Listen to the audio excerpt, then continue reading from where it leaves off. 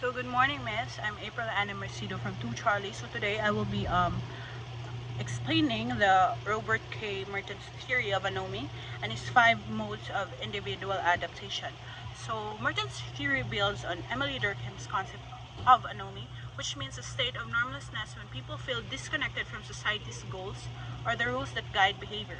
Merthon believed that in every society now, people are taught to pursue certain cultural goals like success, wealth, or status, but not everyone has equal access to the legitimate means of achieving those goals, such as education, stable jobs, or money.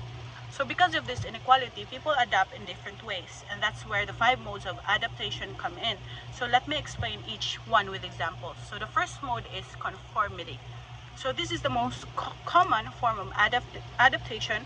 Conformists accept both society's goals and the approved means to achieve them. So they follow rules, obey the law, and work hard to succeed the right way. So for example, a student who studies diligently, graduates, and applies for a good job is a conformist. So the person believes in society's goals of success and uses legal and moral ways to reach it. So conformists keep society stable because they maintain the social order and show that success can be achieved through hard work and patience. So the second mode is innovation. So innovators accept society's goals, like wanting to be rich or successful, but reject the approved means of getting there. So instead, they create new, sometimes illegal, or ways to reach those goals. For instance, a person who dreams of becoming rich but turns to drug dealing, theft, or scamming others to make money is an innovator. The goal of wealth remains the same, but the path they take violates social norms and laws. So this happens often when people feel blocked or limited by poverty or lack of opportunity, so they resort to shortcut methods to achieve success. So the third mode is ritualism. So ritualists give up on society's goals but continue to follow the accepted means, meaning they stick to routines and rules even if they no longer believe those will lead to success. So an example is an employee who no longer dreams of promotion or success, but still comes to work every day, follow all the rules, and perform tasks mechanically. So in a way, ritualists are safe and rule-abiding, but they've lost the drive for greater achievement. So they focus more on following the process than on the outcome. So the fourth mode is patriotism.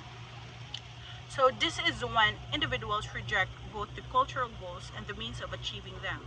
So they basically withdraw from society because they feel alienated or hopeless. So for example, alcoholics, drug addicts, or even homeless wanderers who stop trying to succeed or follow rules are patriotists. They drop out from both the system and its expectation.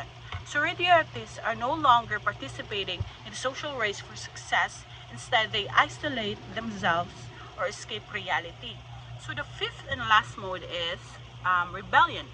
So rebels reject both the existing goals and means, but unlike patriotists, they replace them with new ones.